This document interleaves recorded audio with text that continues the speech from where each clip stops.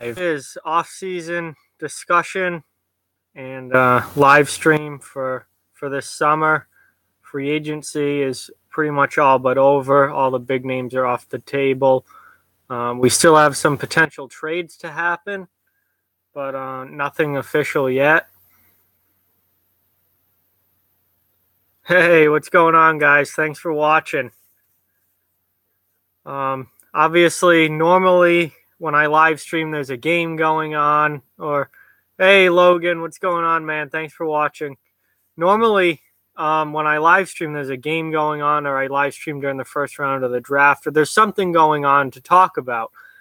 This stream's a little different. There's no hockey on TV right now, unfortunately. There's nothing really happening. This is strictly a discussion about all the off-season things that have taken place so far or could happen. If there's anything NHL related, and it's really up to you guys what we talk about.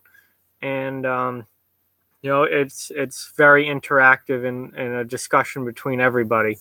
So obviously, I'll be reading the chat constantly and answering any and all questions, talking about any and all topics, and it's really up to you guys. Hey, Robbie, what's going on? Appreciate it. Thanks for watching.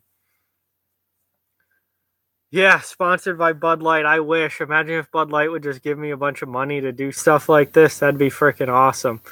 But so really, it's up to you guys what you guys want to talk about. I'm sure there'll be people in and out of this as the night goes on, and I'm really not sure how long this is going to go for. It really depends on number of people here.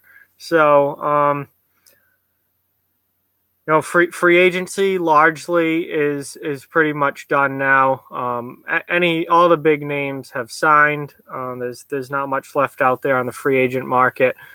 You'll definitely see some PTOs as we get closer to training camps. Ooh, my favorite player from this year's draft. I would say Brady Tkachuk, I think, is my favorite player. I've seen him a lot at Boston University. I like his game a lot. I think he's going to be a very good forward. I think he's going to be a power forward type player. He's going to be an agitator. He definitely has that physical edge, much like his brother, Matthew. And I'm really excited to see Brady Tkachuk at the NHL level. I don't think it's going to happen this year. I think he goes back to BU for another year. But I'm really excited for Brady Tkachuk in the future.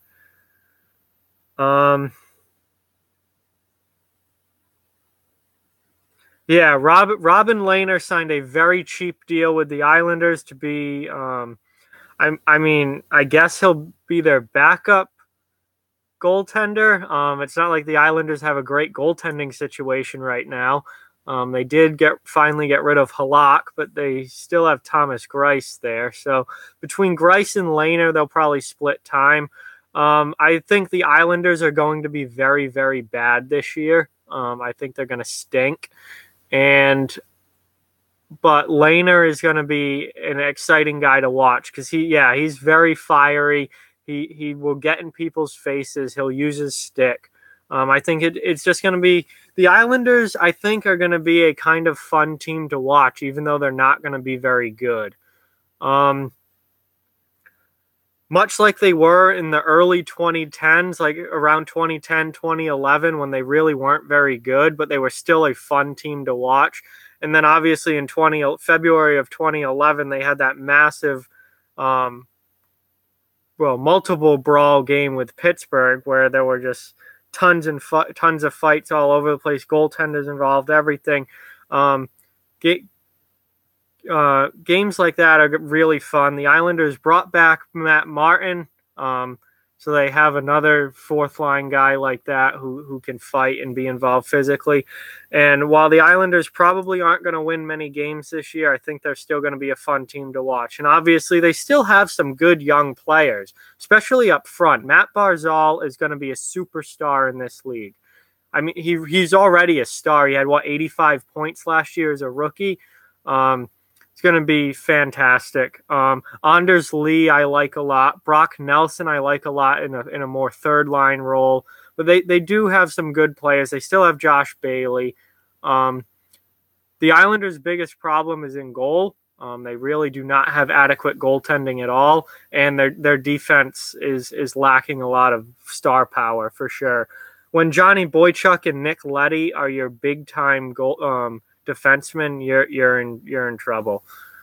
But so I don't expect much from the Islanders this year, but I do think they'll be pretty fun to watch. Will Par Lindholm be good with the Maple Leafs? I'm not sure. And yes, I did hear about Liam Kirk. He is from England. Yes, he's been playing. He's played in the UK league. I forget. The EIHL.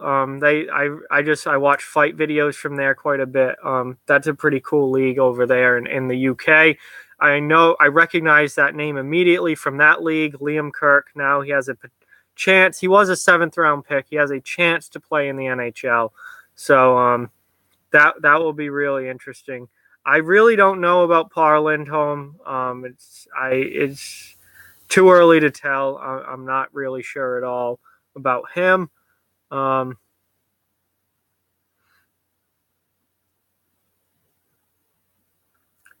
Yeah, I bet most Islanders fans love Matt Martin. Oh yeah, and Barzal is absolutely gonna be carrying this team. He's by far their best player at this point. He will be their first line center. He's without a doubt the best player on the team. I have no doubt about that. Fun times in the NHL. Yeah, not too much going on right now. I think the free agency was pretty interesting for sure. I definitely enjoyed July 1st and the next couple of days. I think it was good. So free agency has been a fun time. We're still waiting on the Erik Karlsson trade. Also, Max Pacioretty, maybe Artemi Panarin. Jeff Skinner's name's been thrown around a lot this offseason. There's a lot of potential trades in that could happen before the season starts this year. I still think there's going to be some moves made. Interesting move today, kind of a under the radar move. Pittsburgh signed Derek Grant to a 1-year contract, and they did not need another center. They're already 5 deep down the middle, so I'm really not sure why they would sign another center to an NHL contract. That has me thinking that we could potentially see a move with Pittsburgh. Because you look at Grant, he's a bottom 6 center, but he's a pretty solid one. He had 24 points with Anaheim last year. He played pretty well. He's certainly a serviceable bottom 6 center. I don't know why Pittsburgh, of all teams who are already 5 deep down the middle, would sign him when there are certainly other teams out there needing center depth. So I'm really thinking that a move is on the horizon involving the Penguins. I don't know if it's going to be a major move or just a small move. Derek Brassard's name obviously comes up a lot. I'm just not sure what is going on, but that screams, potential trade to me, because that's a team that I did not expect to be adding a center. If they added a defenseman, I'd be like, yeah, they need it. But center, that's a little interesting. So be on the lookout for a Pittsburgh Penguins move in the next, week or so. It definitely could happen. The Islanders said they would get revenge from the Maple Leafs about Tavares. Yeah, no, Komarov and Martin are not revenge for Tavares, not at all. There's no revenge for Tavares unless they somehow got Austin Matthews or something, but there's really, I don't know how they think they're going to get revenge on the Maple Leafs about Tavares leaving. I don't think that's going to happen. Yeah, best team in the NHL, Matty, Logan, and Rob. That would be fantastic. Imagine you guys out there. Um,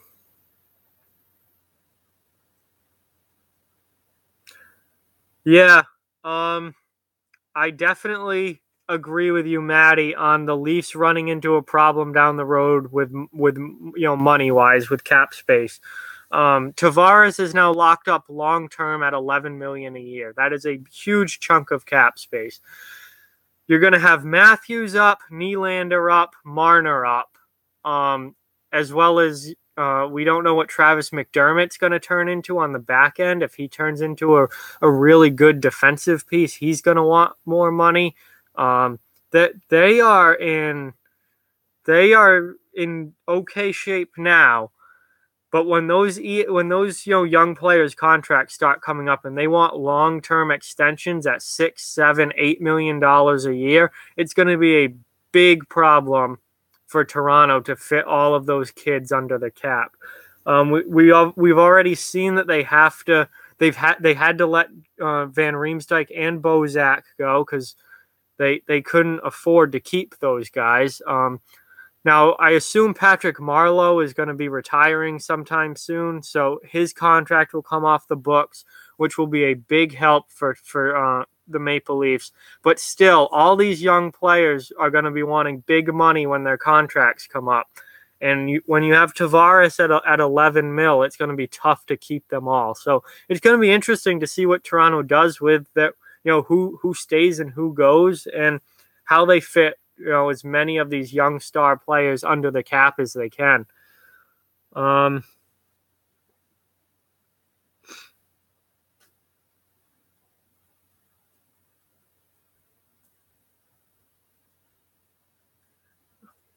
sweet! Thanks for the ad on Facebook. And yeah, who do I think would be a good fit for Carlson? I mean, everywhere is a good fit for Erik Karlsson. Would make every team in the NHL better. Now you have cap space issues, which could eliminate quite a few teams out of the Carlson sweepstakes. However, some of the teams in the Carlson sweepstakes, notably Tampa Bay, are right up against the cap, so they're going to have to move money if they do make a move for him. But I mean, the three teams that everyone's been talking about with Erik Karlsson, all really since last trade deadline, are Vegas, who's kind of fallen out of it now, and then Tampa Bay and Dallas is the top two. Tampa Bay is right up against the cap already. They've only got a couple million in cap space left. Adding Karlsson would require at least two decent players with solid cap hits to be moved out of Tampa Bay. Ryan Callahan would almost certainly be one of them. He's making $5.8 million to be a fourth liner. The other one would have to be someone making at least like $4.5 million a year. So you're looking at Alex Killorn, maybe Tyler Johnson, Andre Palat. Someone like that would have to be moved out also. That's how Tampa Bay could make a Karlsson deal work. Dallas has more cap space than Tampa Bay. I believe they have about $8 million in cap space right now. But they would still probably have to send at least one NHL player the other way to Ottawa to get that deal done. And then obviously Ottawa is going to want heavy, big time assets in return for Karlsson. First round picks, and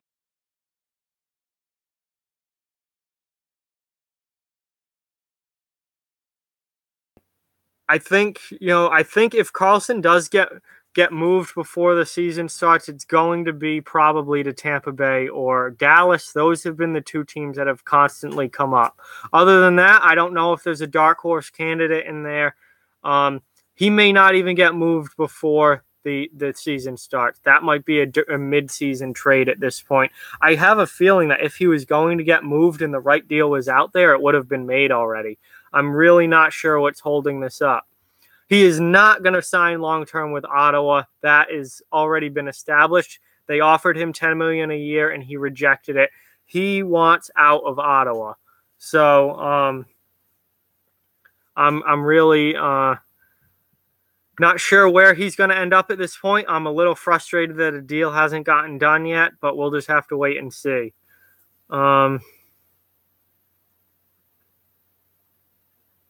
Yeah, we'll have to see what the Sabres look like this year with Rasmus Dahlin.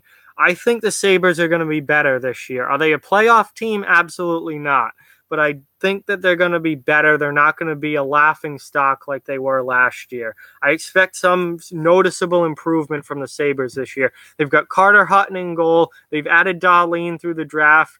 They've added some good depth players in the Ryan O'Reilly deal. I think Buffalo is going to be a little bit better this year.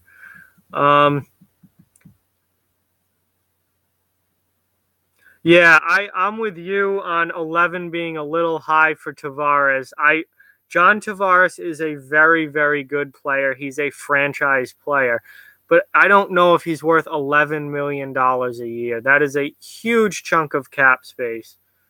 I'm really, really. I'm not surprised that he got that because he was by far the best player available, and he's a he's a franchise-changing player without a doubt.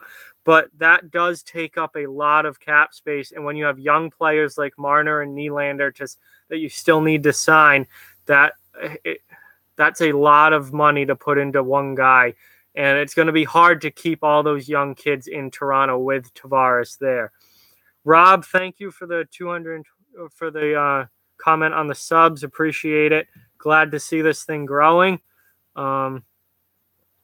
No, I've never heard of that game, Logan. Sorry, I don't know anything about it. Yeah, Ottawa is screwed. Montreal is also screwed. They're just those franchises are disasters right now. I'm very impressed with St. Louis this offseason. Yeah, they're incredibly deep down the middle. They've gotten a lot better this offseason, and certainly expect them to be a playoff team next year. I expect for them to compete for that Central Division title. I think they can definitely be the best team in the Central Division. Obviously, there are other good teams there. Nashville is every year the last few years have been pretty good. Minnesota, they didn't make any major changes. They've added a lot of veteran depth players, so that I think are going to round out their bottom six really nicely. I think Minnesota is going to be right there as a third or fourth in the division like they usually are. Winnipeg, I'm a little bit worried about Winnipeg losing Stastny, but like many of you have commented on when I talk about Winnipeg, they were a very, very good team before they got Stastny last year. So it's not like they're going to go from almost winning the division to like last. That's not going to happen. They've gotten a lot of their RFAs signed. They still have a few left to sign, Jacob Trouba being the biggest one. But Winnipeg's going to be there. And they may not be as good as they were last year. I think they played really, really well last year. They may not be that good, but I think that they're certainly going to be better. Or not. They're certainly going to be a playoff level team. Dallas has a chance again to be. Dallas has a chance to be a playoff level team. I think they were disappointed with how things went last season. So that Central Division is going to be very, very difficult this year. But I really like St. Louis, and I think they've gotten a lot better. My top prospect in the world, that's a very, very difficult question. Yeah, I would say Jack Hughes. All the talk about next year's draft, not the one that we just had, next year's draft, is all the talk is Jack Hughes. So admittedly, I don't know a ton about prospects or kids coming up in the ranks, but I do know that I have heard a ton about Jack Hughes, and he's expected to be the number one pick next year. And so I'm going to go with that. But I don't know a ton about all these kids coming up, so that's a tough question for me.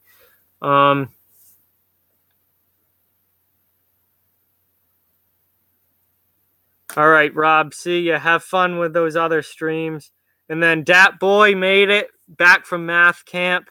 Um, so thanks for being here, Dat Boy. And I know that you can't be here long, but thank you for stopping in. I really appreciate it.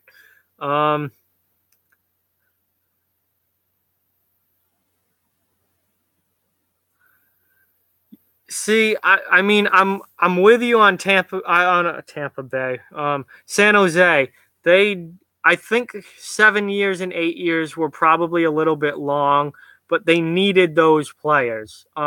Again, contracts are very, whether they're good or bad or not, largely is like fits the team. Like $11 million a year is a lot for Drew Doughty, but what would the Kings be without Drew Doughty? So to them, he's worth that. To another team, if Drew Doughty was, say, on Nashville, and they also had Yossi, Subban, Ekholm, Ellis, all those other guys that they have.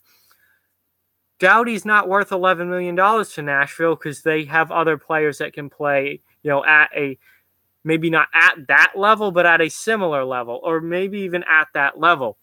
In LA, you take Drew Doughty out of LA, and what does their defense look like? What do they have without him? So it's the same thing with San Jose. Yes, they signed Logan Couture for 8 years and a boatload of money. And Evander Kane got, 7x7? So, yes, that's a lot of money. Yes, those are big contracts for guys that maybe when you look at their careers and their point totals and the players that they are, maybe they're not exactly worth that on an open market level or to every team. But what would San Jose be without Logan Couture? Take him out of that team and look where they are, and it's not pretty. He is worth that to the Sharks because of what he brings to that team and what he has done for that team already. I think Logan Couture might be their most important player at this point. Joe Thornton is on his way out. He's much older now. He has injury problems. He's this is probably it for Joe Thornton. You could argue Joe Pavelski, but I would say Logan Couture is probably the most important player on the San Jose Sharks. Maybe Brent Burns on the back end, but I think Couture in that center role is very, very important to that team. And then Evander Kane gives them a legit top-line goal-scoring winger, which they desperately needed. They had Michael Bodker, that they signed him. That didn't pan out. He ended up playing very, very poorly there. They've since traded him away. And they've really been lacking that star power on the wings and those high-end goal scorers on the wings. Evander Kane gives them somebody who can legitimately score 30 goals year in and year out when he's playing with good players. And I think, yes, it's a lot of money for San Jose, but because of what those two players' roles on San Jose and where they fit in that lineup and what they bring to that team and how much better they make that team, it's worth it for the Sharks. That's just my opinion on them.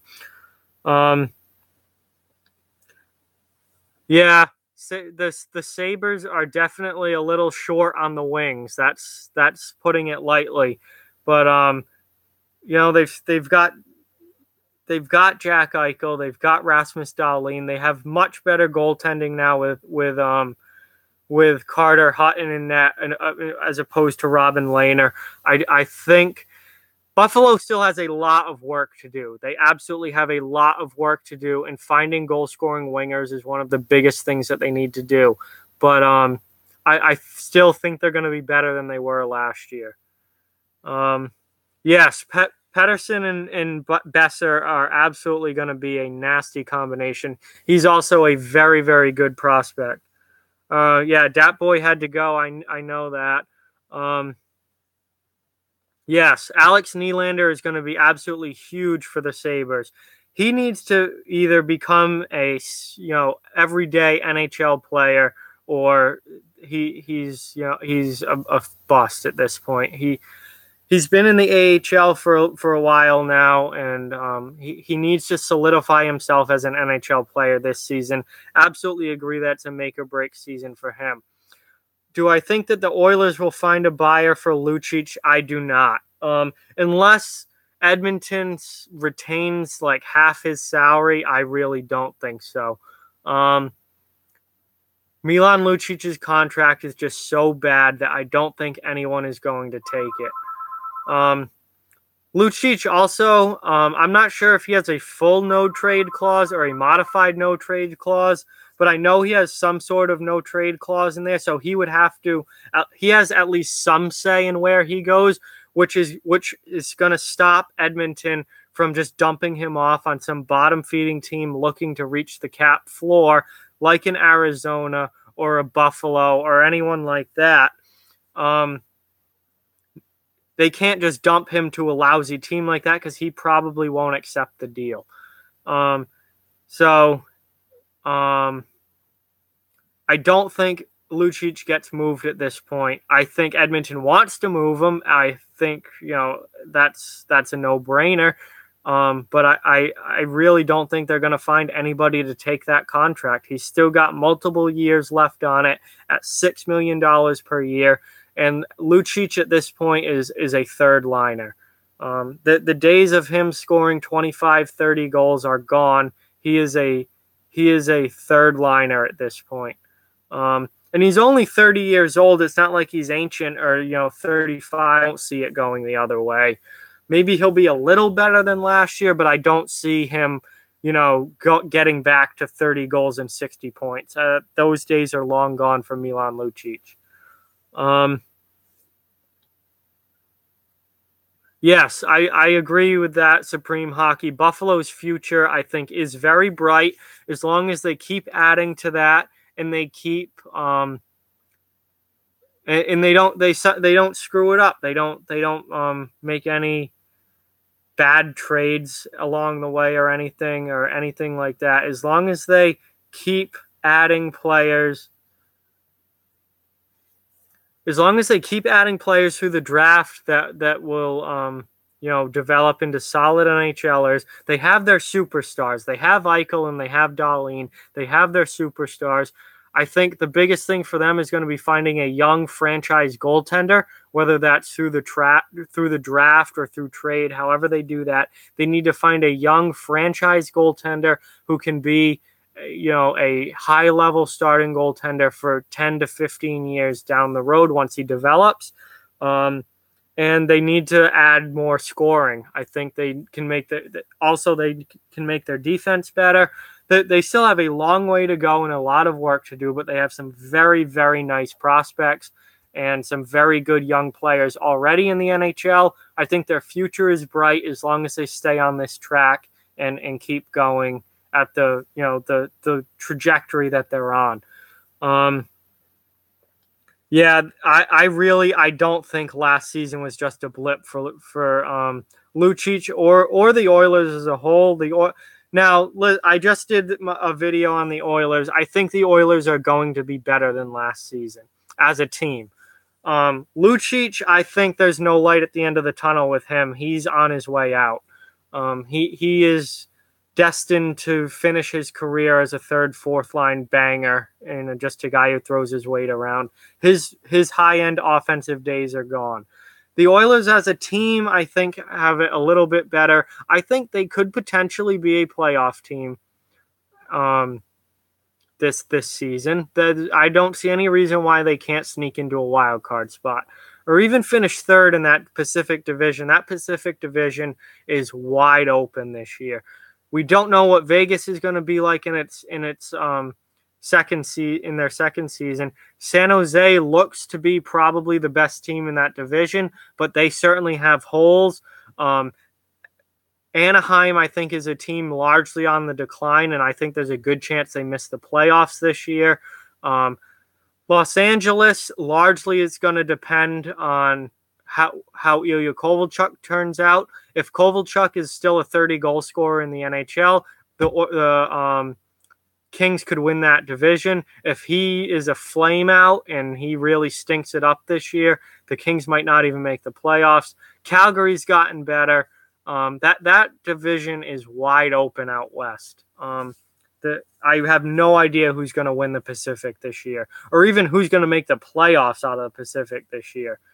So the Oilers do have a chance as long as they got to straighten their special teams out immensely. They need better goaltending from Cam Talbot.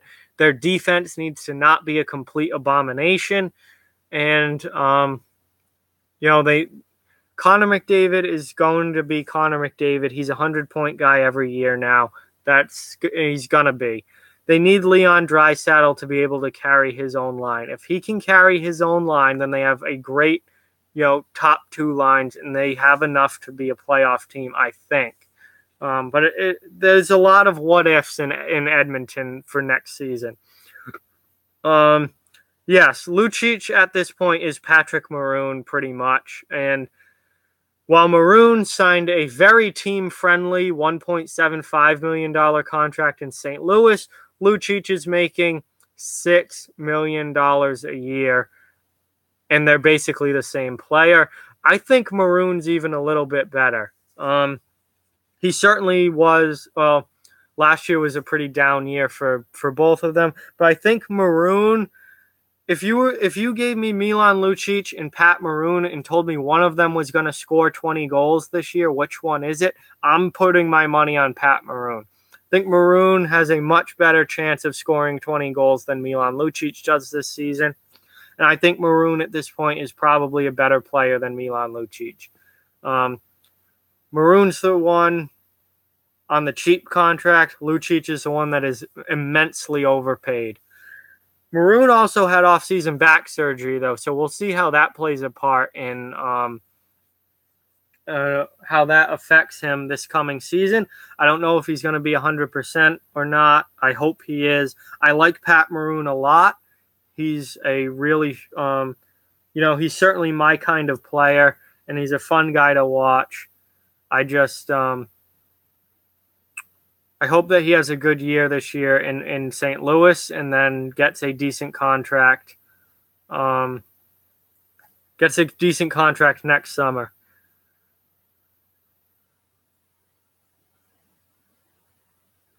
Yeah, I feel bad for McDavid too, a little bit. I don't feel bad for McDavid because he's making $12.5 million a year. But he is on a pretty mediocre team, and management isn't doing much to make it any better. I agree with that. Peter Chiarelli should not be the GM of any NHL team, certainly not the Edmonton Oilers still, after some of the moves that he's made with them.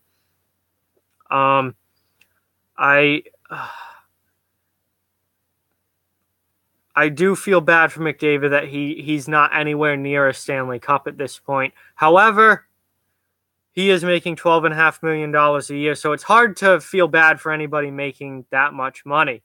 I agree he should have taken a more team-friendly discount and given the Oilers more cap space to build around him. I would have... Listen,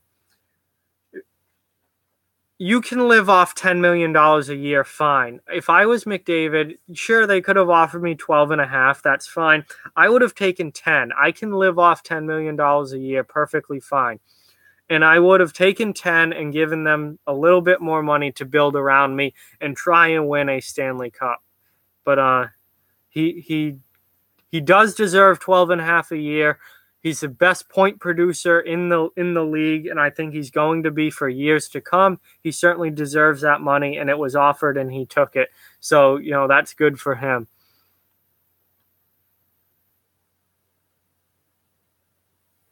Hey, Eddie, how's it going? Thanks for watching. Appreciate you being here. We've been talking about the Oilers for the last little bit here. We talked about the Sabres.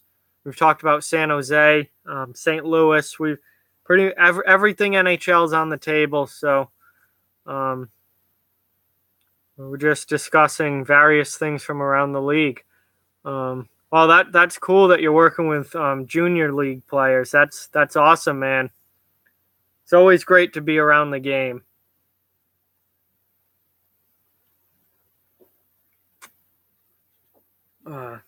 I must look like kind of an idiot here with a Bud Light hat on, a Budweiser shirt on, and here I am drinking Miller Lite. But that's what I had in the fridge, so that's what I'm drinking. So a team that I think has had a very good offseason that we haven't really talked much about is the Calgary Flames. Calgary has made a lot of changes this offseason. They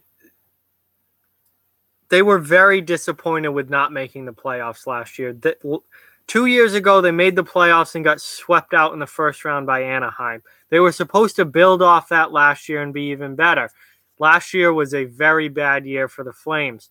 So they come out this offseason, make all kinds of changes. Obviously, they fired Glenn Gulletson. They brought in Bill Peters as their coach. He brought over a bunch of players from Carolina. They obviously made the trade, bringing in Noah Hannafin and Elias Lindholm, and then giving Elias Lindholm a very big contract. And they've also added Derek Ryan to be their third-line center in free agency, which moves Sam Bennett to the third-line wing, which I think might be a good move for Sam Bennett, is to get him on the wing. And Derek Ryan is certainly a solid third-line center.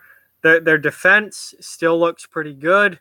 Obviously, they have Mark Giordano back there. Travis Hamonic is a Flames like he was last season. They brought in Noah Hannafin, who I think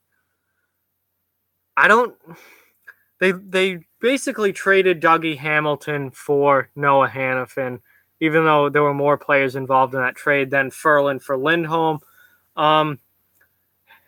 It's going to be interesting to see what Hannafin turns into, because Dougie Hamilton, for all his faults, as much as I wasn't a huge Dougie Hamilton fan, he still put up a good number of points from the back end. And Noah Hannafin really hasn't shown that offense from the backhand or from the back end that Dougie Hamilton has. Now, Hannafin's younger, still has more time to develop. And I think overall Hannafin's ceiling might be a little higher than Hamilton's. But nonetheless, it's going to be interesting to see how that all works out in Calgary as far as their defense core. But I do think if Mike Smith can stay healthy in net, I do think Calgary has gotten a lot better, and they have a good chance to be a playoff team this year. And I think anything less than the playoffs would be a massive disappointment for the Flames. So I do like what they've done this offseason, and I think that they have done I think they've done a good job in showing that they weren't happy with last year, and they weren't just going to bring the same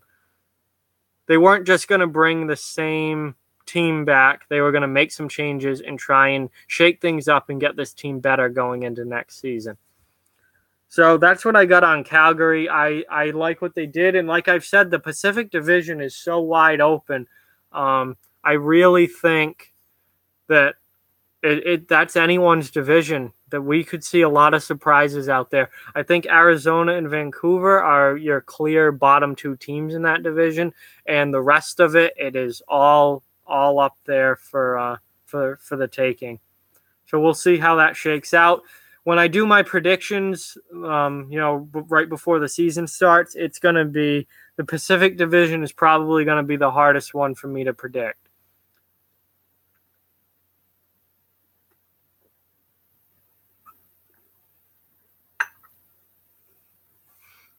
So, are there any other team? Oh, Ronald.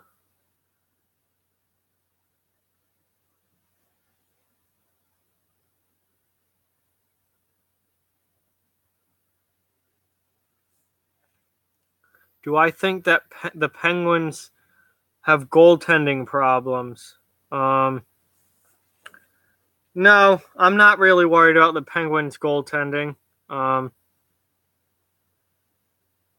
Let's see. Let me bring up roster resource here and look at Pittsburgh.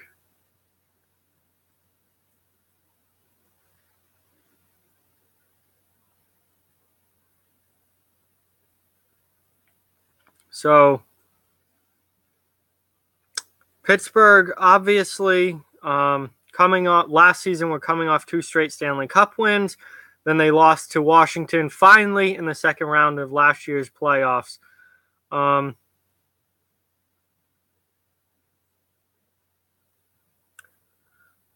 Brian Elliott's on the Flyers. That's Philadelphia that you're thinking of with Brian Elliott. He's the Flyers starting goaltender. Pittsburgh starting goaltender right now is Matt Murray, and Casey DeSmith is the backup. Now, Casey DeSmith is not a proven NHL backup, but I'm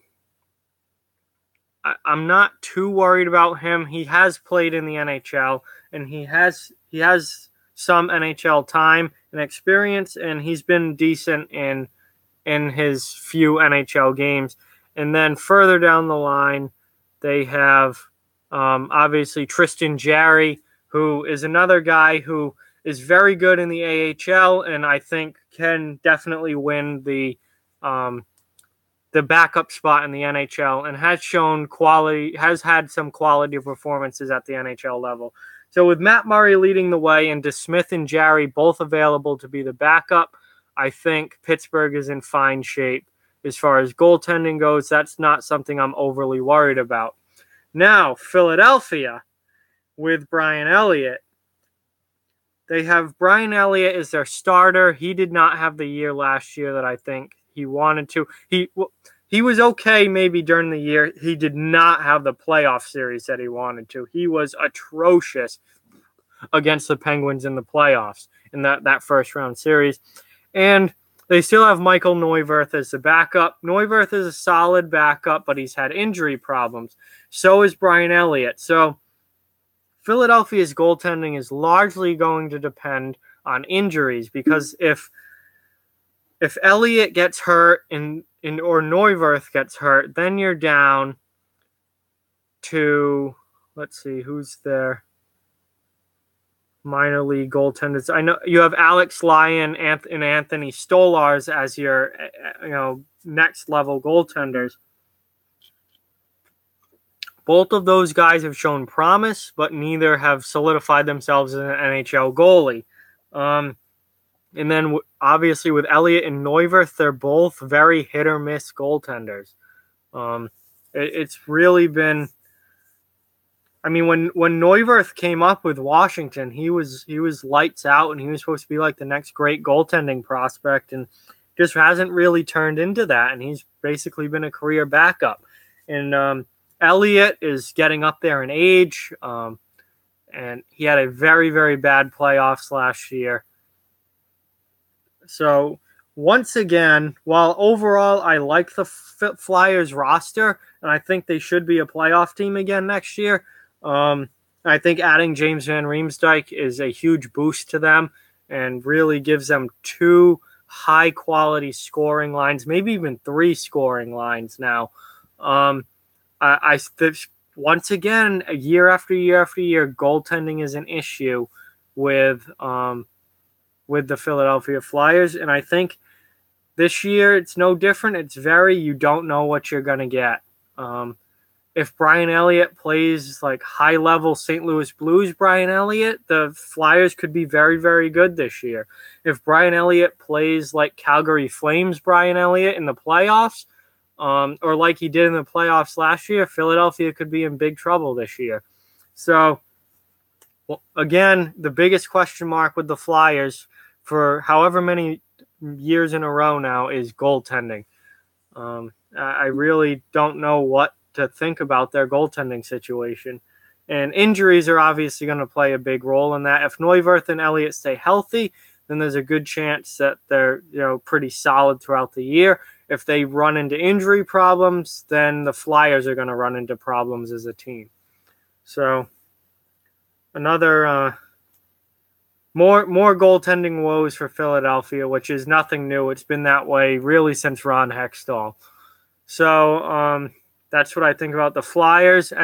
Anyone else have anything that they want to talk about, anything to discuss, put it right in the chat and I will talk about it and you can talk about it. Again, this is a discussion. This is largely going to be, driven by you guys viewing this. Most of my live streams are during games, and we have games to talk about. There's no games going on right now, so this is largely viewer driven. Put anything in the chat you want to talk about, any questions, just whatever. This is a discussion live stream, and it is largely viewer driven.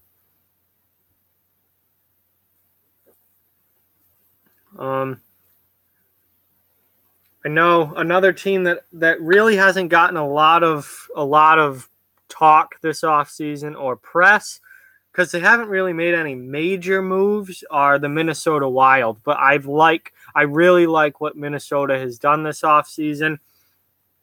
They've added Greg Pateryn on the back end. He's a very solid bottom pair defenseman. Not going to give you a ton of offense, but he's certainly capable in his own end, and he's pretty physical as well. I think Pateryn's a good add for that bottom pair in Minnesota, and they've added a lot of depth veteran guys. Matt Hendricks went there. Let's see. I got my notebook of signings here. I know Matt Hendricks went to Minnesota. JT Brown went to Minnesota. Who else here? Eric Fair went to Minnesota. I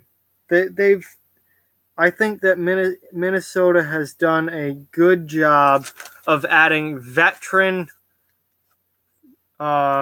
players in bottom six roles that will really give some leadership in the locker room, some solid play in on the third and fourth line, and really help the team.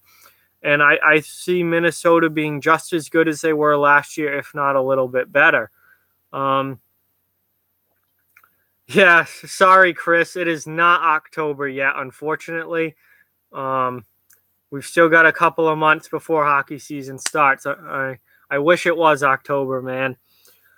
What would be a realistic trade package for Alex Ovechkin? Wow, now that's a question. So Ovechkin is Ovechkin is 32 years old. He's probably still the best pure goal scorer in the league.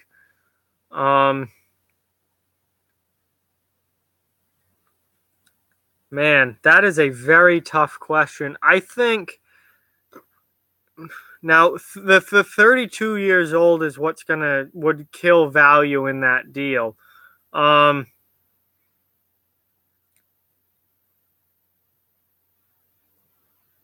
right, so first, second, third, and probably an average prospect. 32, him being 32 already definitely knocks the value down a little bit. It's not like you're trading for Connor McDavid. I would say for Alex Ovechkin, if I was the Washington Capitals and somebody offered me a first-round pick, a second-round pick, and a good, better than average prospect, I would take that. A first and second and a good to high end prospect, I would definitely take that for Ovechkin, and that wouldn't really necessarily help. That wouldn't necessarily help the team right away, but I think that would set you up for the future in pretty good shape. I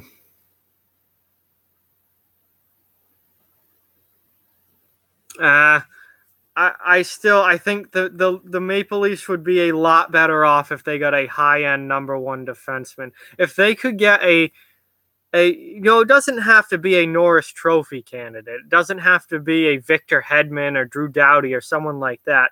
But if they could just get a very good guy to play that number one role, to go along with Morgan Rielly, I think the Maple Leafs would be in a lot better shape.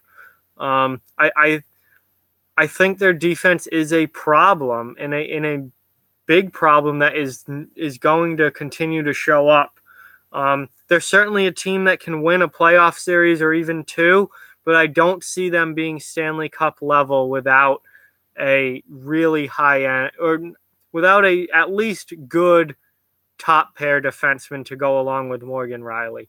I don't see Morgan Riley as a number one. I think he's a good number two, but I don't think he should have to carry the defense himself. And then when you look at them, they're really their second and third pair leave a lot to be desired, I think. They don't need I don't think they need a superstar defenseman, but I do think they need to improve their defense as a whole and certainly need to improve their depth. When I think Travis McDermott is a solid prospect on defense, and he's not even really a prospect anymore. He played pretty much all of last year up with the big club. He's a solid NHL defenseman. I have a lot of questions about Jake Gardner. I have a lot of questions with Zaitsev, and I think Carrick is in their top six now.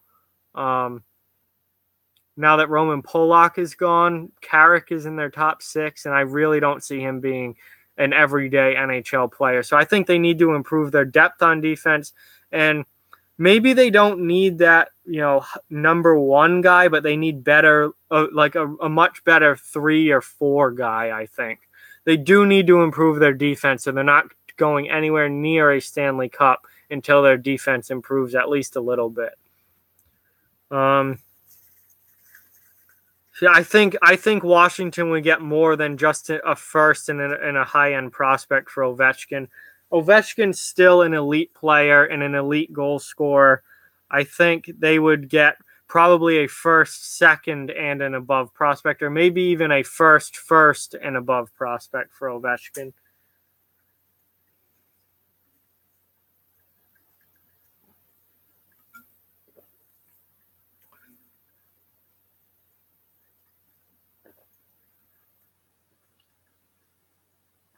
Yeah, I don't like Zaitsev. I mean, Jake Gardner was a turnover machine in the playoffs last year. I think Gardner can be a decent defenseman. I'm not knocking the kid to the point where I'm not going to knock Gardner to the point where he's like shouldn't even be on the team, but I think he plays a bigger role than he should have to in Toronto, and I think he makes a lot of mistakes. So if you could get Gardner, if you could cut his ice time a little bit or get him playing, if Gardner plays next to like a really solid defenseman, I think he'd be a lot better. Zaitsev, I really don't like at all. And Carrick, like I said, he's borderline. He's borderline even should be in the lineup. I do like Dermott. I think Dermott is a very good young defenseman, and Morgan Riley is a good player. He is without a doubt a good player. I think a serviceable puck-moving defenseman would be a huge benefit for the Maple Leafs. Think of a Justin Schultz type. Look at what Justin Schultz did to Pittsburgh's defense when he went there, and how much moving to Pittsburgh made him better. I think if the Leafs could get a Justin Schultz type defenseman, I think that would be a very good move for them and improve their defense a lot. Yes, I did see. I did see the Derek Grant signing today. Derek Grant is a very underrated player. He had 24 points last year for Anaheim. He is a solid bottom six center, and I talked about this a little bit earlier in the stream. I think Pittsburgh's might be about to make a move. I really think Pittsburgh is going to make a move here because look at their center. They have Crosby as their 1, Malkin's their 2. They have Brassard, Sheahan, Grant, and Cullen. They don't need that. Like, I'm very surprised that they would sign a center when they were already deep at center. I think Pittsburgh might be trying to move Derek Brassard. Brassard had a very bad year with them last year. I think they might be trying to move him. They just re-signed. They just signed Sheehan, so I think he would become the third line center, and then you would have Grant and Cullen as your fourth guy and then extra guy. I think Cullen's probably the extra at this point. Grant's a solid player, and Pittsburgh right now is extremely deep down the middle. No one else has depth 6 deep like that at the center's position. However, I do think that they only signed him. It only makes sense that they would sign him if they were trying to move somebody. So Brassard is the one, given the fact that they just re-signed Sheehan. I think Brassard would be the one to get moved.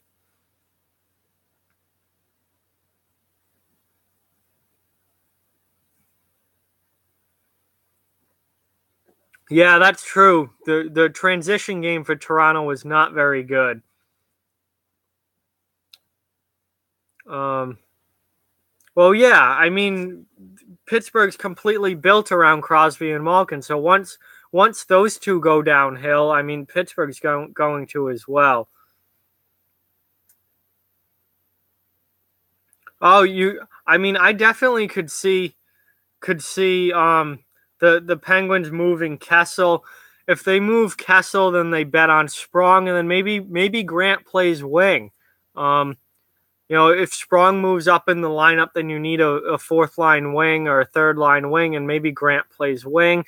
Although he's a very good face-off guy, so I don't know why you would move him, but position wise. But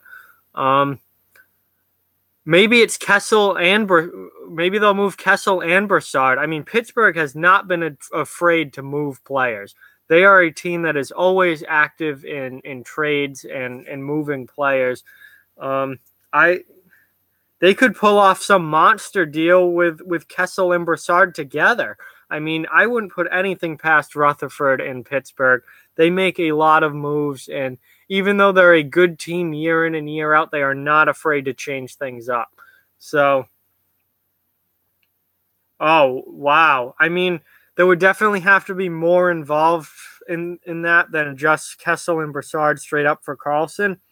Actually, that would be a cool trade, but I don't think Ottawa would even take that because Ottawa is not looking for players now. I don't think Ottawa would want anything to do with Brassard or Kessel. I think Ottawa is trying to build for the future. They want first-round picks and high-end prospects.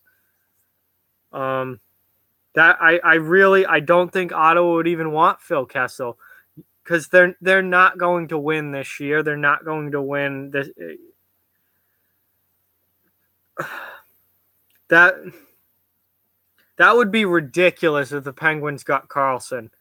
That would be ridiculous. But again, talking about Kessel and Brassard for Karlsson.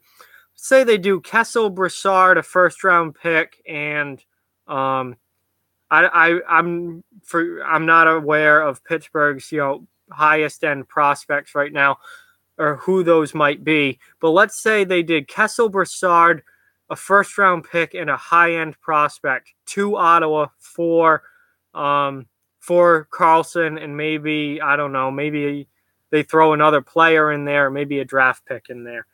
That would be a massive deal that I don't think is completely out of the question. Yeah, see, I don't think that would be out of the question, actually. Like, that would be ridiculous to get that back to get Karlsson to Pittsburgh. But I mean, that's something that potentially could happen. And I think Sprong would be a good young player for Ottawa. The first-round pick is obviously something they want. Kessel and Brassard, I think, would be enough in top 6 roles to maybe not have Ottawa be a complete laughingstock this season. And maybe someone goes with Karlsson back to Pittsburgh, maybe a Zach Smith or something. Think Pittsburgh is they have their top six, their high end forwards, but they're always looking to fill out those bottom six roles, especially on the wings. And Zach Smith is a solid veteran player who absolutely is absolutely someone who would in a third or fourth line role would help the Penguins a lot as a gritty player, a physical player with some offensive ability, and I think he can play center or the wing, and that would be beneficial for the Penguins because they're really much all set at center. So this is a very possible trade scenario. Would be Kessel, Brassard, Sprong, and a first round pick to Ottawa, and Carlson and maybe Zach Smith in return. That definitely could happen. And Carlson, if you're Erik Karlsson, you want to win a Stanley Cup, or you maybe even want to win multiple Stanley Cups. I would definitely take a pay cut to play with Crosby and Malkin and go all in on winning as many cups as you can in the next few years. If you're Pittsburgh, again, I agree with you, James. Pittsburgh has like a 3 to 5 year window here before Crosby and Malkin start to go downhill. They need to win. They should go all in on these next few years and try and win as many cups as possible and be as good as possible. So trading for Erik Karlsson makes all the sense for them. So, I mean, it does make sense. It would take a lot to make the money work, and I think it would take a lot for this would obviously be a massive, massive trade as far as NHL trades go. But it definitely could happen because Ottawa, I think, would get what they want, and they would at least get something in return for Karlsson, and him just not leaving in free agency. And Pittsburgh would be all in on winning the cup, and I think that's what both teams want at this point. Chris Letang definitely might be on his way out. I agree with you on that. He is not the player that he used to be. Injuries have taken a toll on him. Age has taken a toll on him. I mean, you think back to Chris Letang in like 2010, 11, 12, around there. Man, he was electric to watch. Great offensive defenseman, good in his own end as well. He could be physical at times. He was really a very, very good defenseman and very fun to watch. And he has just not been the same player the last few years. And I definitely see, he's on the decline, and he definitely could be on his way out of Pittsburgh. So he's won, 3 cups there? I think it might just be, he might just be, his time's might be over there. Oh yeah, I mean, definitely. Let me look at, again, I'll go back to roster resource and look at Chris Letang. How many? I'm not sure how much longer is on Letang's contract. I know he's making a boatload of money. But yeah, Letang and Karlsson as your top pair would be absolutely ridiculous. That would be an absolutely... I mean, who else could even rival that? Who else could even rival that? Maybe Victor Hedman and Ryan McDonough in Tampa Bay, if they play together. Maybe they could rival that. Maybe Yossi and Subban in Nashville. But I would still, this is a tough. This is a tough choice, and they're all very, very good players. But if you gave me the choice of top pair being Yossi Subban or top pair being Karlsson Letang, I'd probably take Karlsson Letang in the short term. Maybe not long term, but in the short term, if you gave me 1 year to win the Stanley Cup, I'd probably take Karlsson Letang.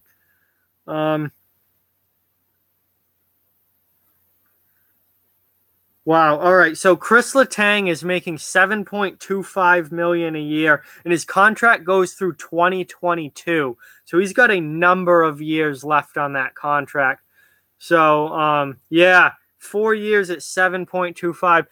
So obviously he's not going to be a free agent anytime soon. For Pittsburgh to move him, it would have to be through a trade. That's a heavy, heavy cap hit for Chris Letang and what Chris Letang is at this point. 2011, 2012, Chris Letang, give me him all day at 7.25. 2018, Chris Letang, no, not seeing that. But it would have to be a trade for that move to happen.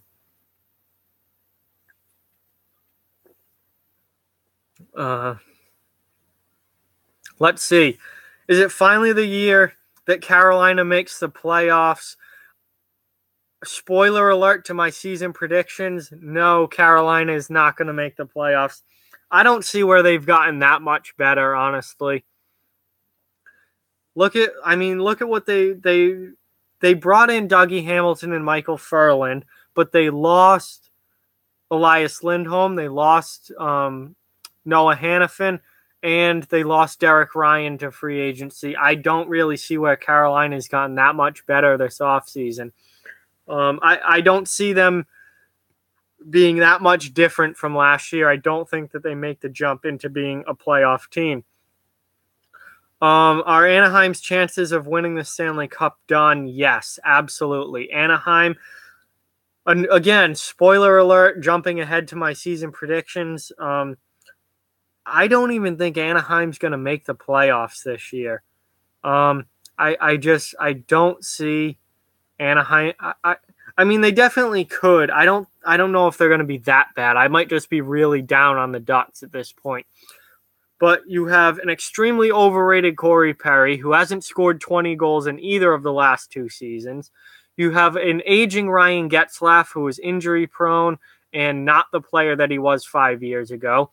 You have a very injury-troubled Ryan Kessler, who is also starting to lose his offensive game. He's still a good agitator, and he's a good defensive center, but the offense is starting to decline for Kessler.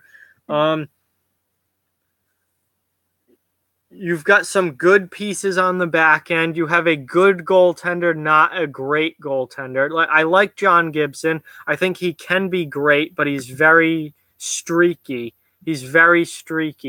And there are times when he's very good, and there are times when he's not. I don't have John Gibson in that elite upper echelon of NHL goalies. I think he's a very good NHL goalie, but he's very good, and that's it. I think Anaheim's cup window has closed, and I think they're a team heavily on the decline unless they make some major changes, and I expect them. I really don't think they're going to make the playoffs this year. I think you're going to get 4 playoff teams out of the Pacific Division. I think they're going to be San Jose, Vegas, LA, and Calgary are going to be your 4 playoff teams out of the Pacific. Is Edmonton going to rebound? Depends on what you mean by rebound. I don't think they make the playoffs next year. I don't think they jump back that much. Do they finish better than 78 points? Absolutely. I think they're definitely better than a 78-point team. And they better be better given their roster. They better be better than a 78-point team. But I don't think that they rebound so much that they make the playoffs, mostly because Calgary got a lot better. And I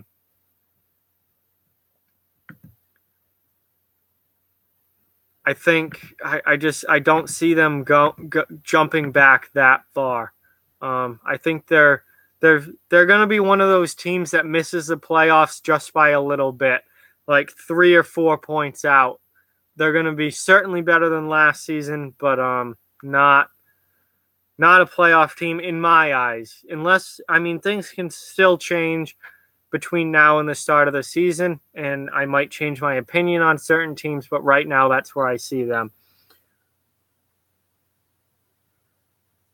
Yes, I think McDavid is absolutely going to be an elite scorer with no Stanley Cups for at least the next few years here. I don't see Edmonton as a cup team, certainly not next year, and maybe even in a few years down the road. I think they need to get rid of Peter Chiarelli as GM, first of all. He needs to get fired. I think they need to get rid of Todd McClellan as the coach. He needs to go. I think they need new management with a vision going forward of bringing in some young talent, fixing that damn defense. I don't see them as a cup team in the near future. I think McDavid eventually is going to win Stanley Cups, probably multiple, and he's, you could say he's the best player in the league right now. If you want to still say Crosby, that's fine. McDavid's number 2 and gonna be the best player in the league very, very soon if he's not already. I think he's already the best, most talented player in the league right now. He's going to win Stanley Cups in his career. I just don't see it happening in the next 3 or 4 years. I don't think Edmonton's there yet. I think they need to have some good drafts over the next couple of years, and they need to make smart moves in free agency, not Milan Lucic moves, and maybe then a few years down the road they'll be in better shape.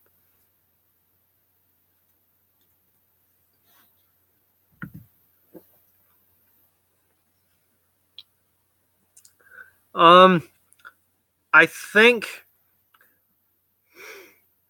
well, when you look at the Capitals, man, I didn't think the Caps were going to be that good last year, and they ended up winning the Cup. I thought last year was going to be a down year for Washington. So it's really hard for me to predict what they're going to do this year.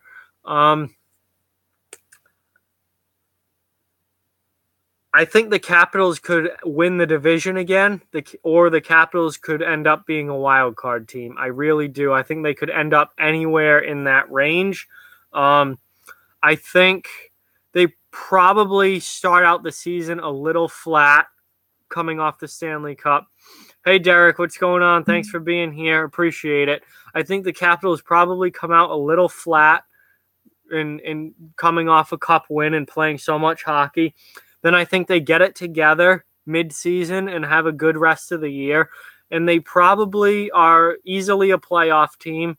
I don't see them winning the Stanley Cup again, though. I really don't. I don't think they have the roster to repeat as Cup champions. I think they caught a really good, momentum, a lot of momentum in the playoffs last year. Really came together as a team, rallied as a team, and just really went on a run. They went on a run last year. And I just don't see that happening again. I think they're a good team, not a Stanley Cup team.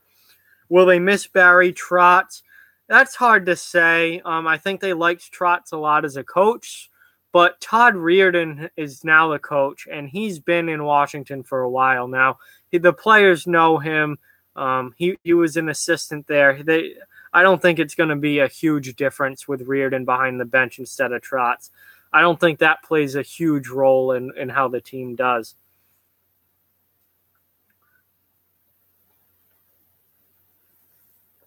The only thing as far as Reirden being the head coach now is that he is a young coach. He's a new coach.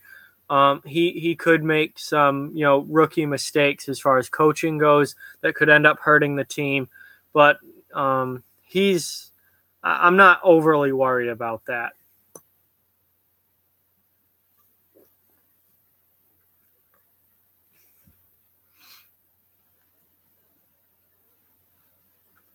Ooh, Joe Thornton, 50 games played, over or under? Unfortunately, I'm going to have to take the under on that. Listen, I like Joe Thornton. He's absolutely one of the best players of his generation. He's an incredible passer. He's one of the best setup men, I think, in NHL history, certain modern NHL history. He's a Hall of Famer. But I think Joe Thornton's time in the NHL is done. I think this is without a doubt his last year, no matter how it goes. He struggled with injuries last year. He's he's what, 40 now, 39, 40. He's really up there in age. Hockey is, I mean, such a physical game, such a stressful game, and really takes a toll on your body. He's had injury problems for a while now. I don't see his body holding up. So as much as Joe Thornton is a legend and a great player, I think he plays under 50 games this year. I think injuries really are a major issue with him at this point, and they're going to hurt him this season as well. And this will be it for Thornton. Yeah, so he's 39 right now, and he turns 40 during the season.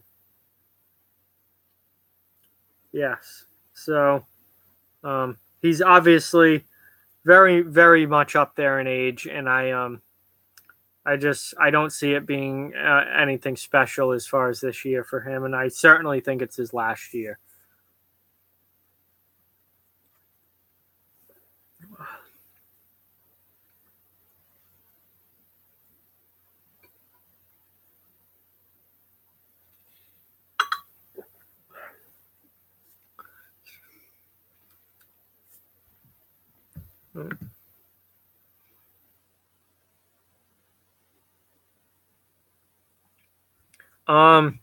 Well, Marian Hossa got his contract got traded from Chicago to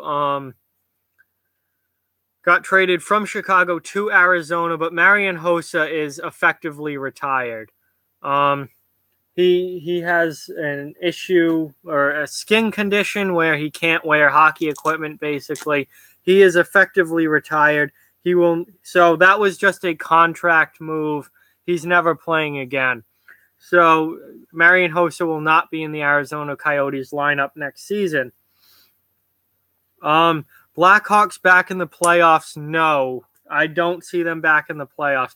Will they be better than last season? Probably, especially if Corey Crawford plays, a full starter season and, doesn't have vertigo issues or injury problems. Then they will definitely be better.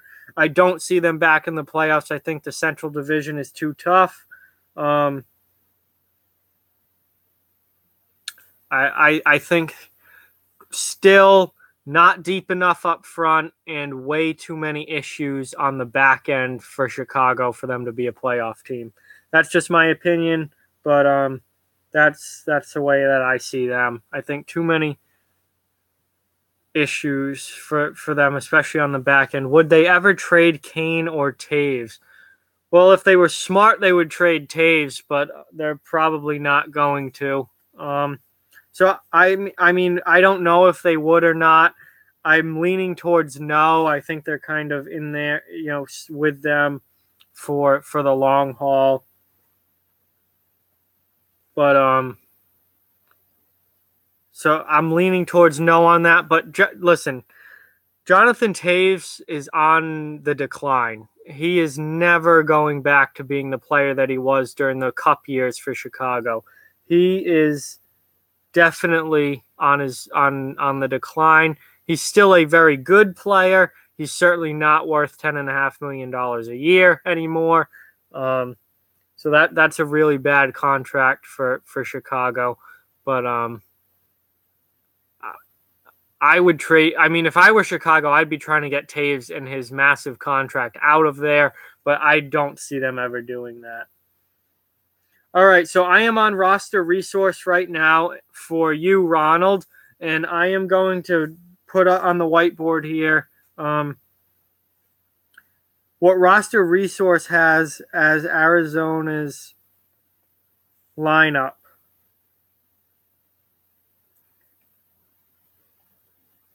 Now, again, these lines change all the time, so these are not set in stone.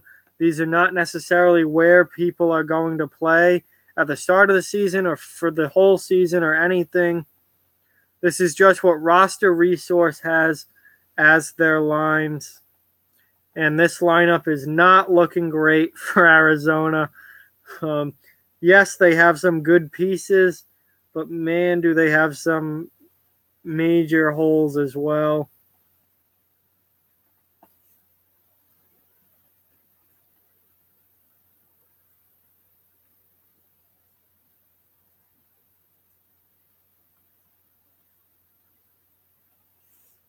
Their defense looks good, though.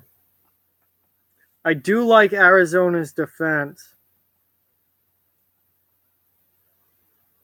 I think they have some really solid players here. Um,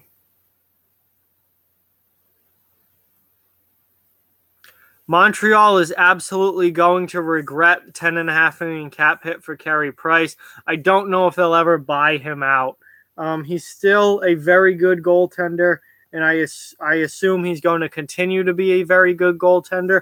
I don't think they're ever going to buy him out, but I do think that they're going to regret giving him that much money, for sure.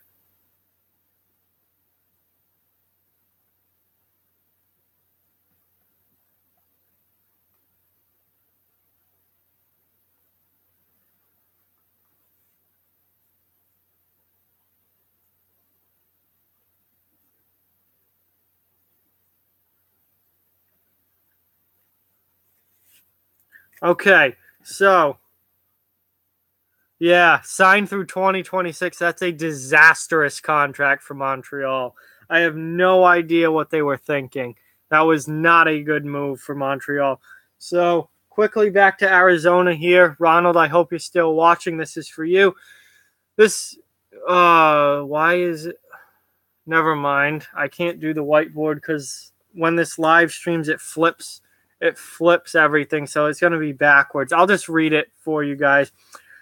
Galchenyuk, Stepan, and Keller is their first line. Solid first line there. Good scoring. Now, Panik, Dvorak, and Grabner is your second line. Not too bad, not great, but not too bad. Perlini, Strome, and Fisher, your third line. You're starting to get a little lost here. And then Cousins, Richardson, and Hinostroza is your fourth line. It's okay, nothing great. Their forward group is okay. They still have a lot of building to do. Obviously, Galchenyuk is a big young piece. Clayton Keller is their star in the making. Christian Dvorak's important. Derek Stepan is a veteran. Michael Grabner is a veteran. Richard Panik's a veteran. They have some decent pieces up front, but also some issues. I like their defense. I really do like their back end. Oliver Ekman-Larsson and Nick Hjalmarsson, great top pair there. Jacob Chikrin and Alex Goligoski, solid there. And then Kevin Connaught and then Jason Demers is your bottom pair. Nothing wrong with that. They have a solid 1 through 6 defense group, without a doubt. And then in net, you have Antti Ranta and Darcy Kemper as your backup. So they're good in goal as long as Ranta plays like he did at the second half of last season, and as long as he stays healthy, they're fine in goal. I think they have a pretty solid defense. It's certainly not one of the top tier defense cores in the league, but it's pretty solid. There's no glaring issues there. Their biggest issues, I think, are depth up front and then goal scoring. And if they can, again, they're a rebuilding team. They're not a team that's looking to make the playoffs next season. They're not a team that's going to make the playoffs probably in the next couple of years. They're a team that needs to keep building young, quality prospects, really good young talent, and then 3, 4, 5 years down the road, really blossom into a solid team. So that's what Arizona's looking like next year. I don't think they're going to be a playoff team by any stretch of the imagination. I think they'll probably still be near the bottom of the league, but I think they are on the right track and they are getting a little better. So that's what I think about the Coyotes.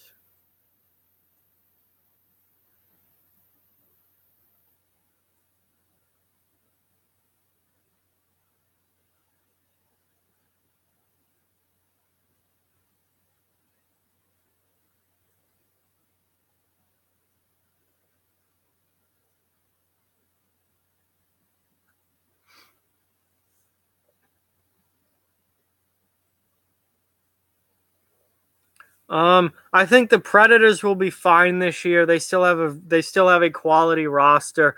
I don't really know what's going on with Austin Watson. I can't give you anything on that. I'm sorry. I'm really not sure. But I think overall the Predators are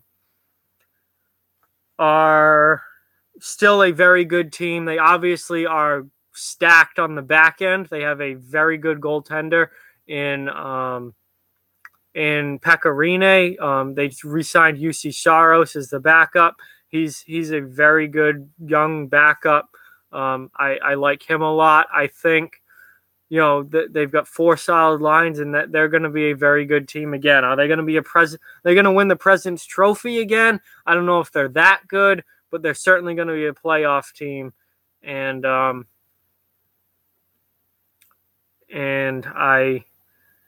expect them to at least make the second round of the playoffs. Yeah, all right.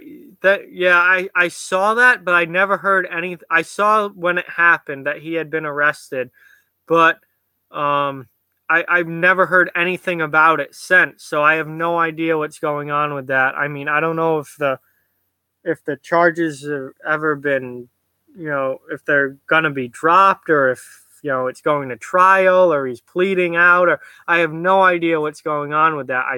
I heard about it when it happened. I saw it online, and then I never heard anything about it ever again. So I guess as far as I know, he's a huge question mark at this point, because I have no idea what's going on with it. Maybe the Predators do, but I don't know what to expect if he's going to be on the team, if he's going to be released, if he's going to be suspended by the NHL. I don't know. Devils playoffs. Oof. I'm leaning towards no. I'm I'm re- I don't think Taylor Hall is going to have an MVP season again. The Devils really didn't add anything in the offseason. They actually lost in the offseason. They lost John Moore, they lost Pat Maroon, they lost Michael Grabner, even though Maroon and Grabner didn't really do much for them after being traded there. They lost Brian Gibbons, who again was a depth forward, but did play some decent minutes for them. So, I really, I'm leaning towards no on the Devils making the playoffs last year. I think they had a very good year last year. I think they played a little bit above, potential for what they normally would do last season. And obviously Taylor Hall had an MVP year. I don't see him repeating that, and I don't see the Devils repeating that. I think they miss out on the playoffs this year. Flyers playoffs, yes. I think the Flyers are in very good position to make the playoffs. They have a solid young defense core. They've added James Van Riemsdyk, and that really even expands their offense even more. I think JVR is a fantastic signing for them. Again, typical Philadelphia, the biggest question is their goaltending. Brian Elliott, what kind of season does he have? What kind of goaltender is he for the Flyers this year? And Michael Neuwirth, can he stay healthy? Can he be a solid backup and win you games? Or is he going to fall flat on his face? Or is he going to get hurt again? Is Elliott going to get hurt? I mean, this really, if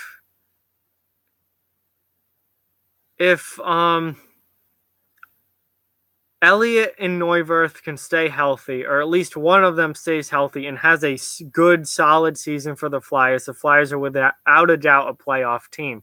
If they both get hurt, the Flyers are in big trouble. If one of them gets hurt and the other has a down season, the Flyers are in big trouble. So,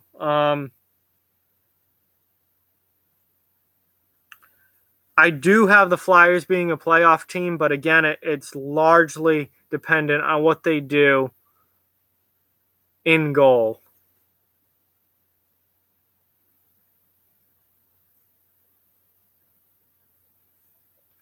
Um, Yeah, I do think Caps and Penguins are going to be your top two teams probably in the Metro. I think if things go really well for the Flyers, they could jump into that category as well and be up there, battling away with Washington and Pittsburgh.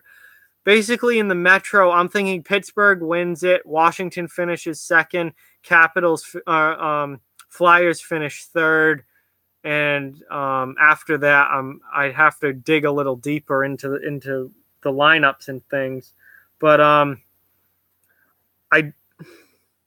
I do think that the Capitals and the Penguins are probably your top two teams in the Metro, and the rest of those teams, it largely depends on how well things go for them this season. Largely depends on injuries as well.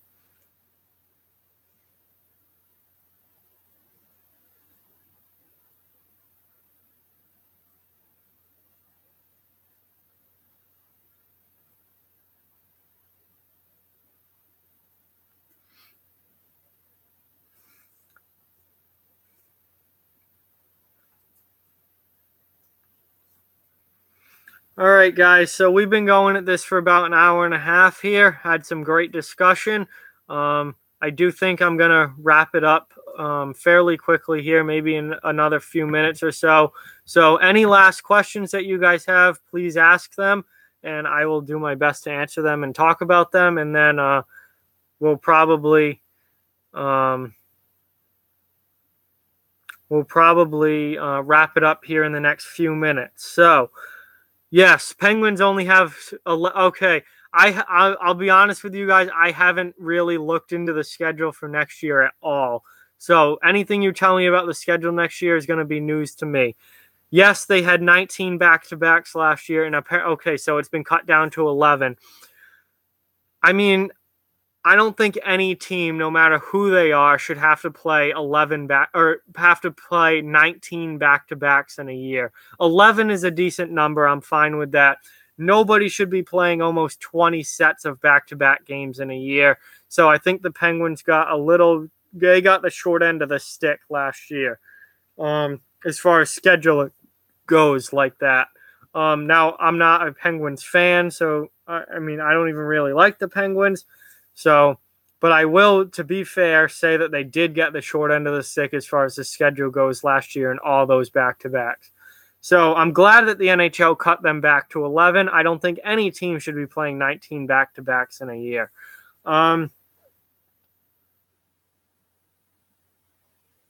Yes, I do think the Capitals are going to be a difficult team to beat this year. They obviously won the Stanley Cup last year.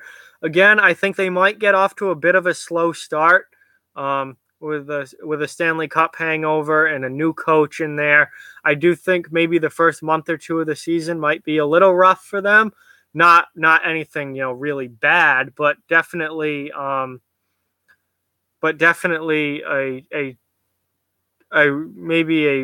bumpy start for the Capitals. Then I think they'll settle in probably around Thanksgiving time, and then from then on out, they'll be one of the better teams in the league, and I think they do have a good year this year.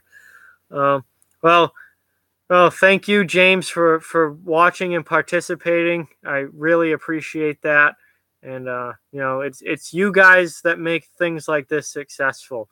I could sit here all day, but if nobody's watching, it doesn't mean anything. It's you guys that make these things happen, and I'm glad that you enjoyed the chat. I had a fun time doing this, and I always love talking hockey. So thank you very much for watching. I think I'm going to end it now. We're almost to we're over an hour and a half, and I think that's pretty good. So.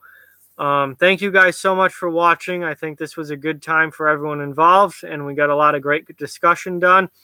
Again, like I've been saying in my last few videos, I am going on vacation this weekend to New Hampshire, so there will be no videos tomorrow, Saturday, or Sunday. I'll be back at it on Monday with a fresh crop of new videos. So stay tuned for those. Keep watching this channel. Make sure that you're subscribed if you're not yet a subscriber. Make sure you hit that subscribe button and follow, keep track of everything that's going on. I'll be doing videos all summer, and then as the season starts, there'll be more and more to talk about. And then obviously once the season starts, we're right back into regular season hockey, and this channel will be back going full blast. So thank you guys so much. Keep following. Stay tuned for everything coming up. This was an awesome time, and I'll talk to you guys soon.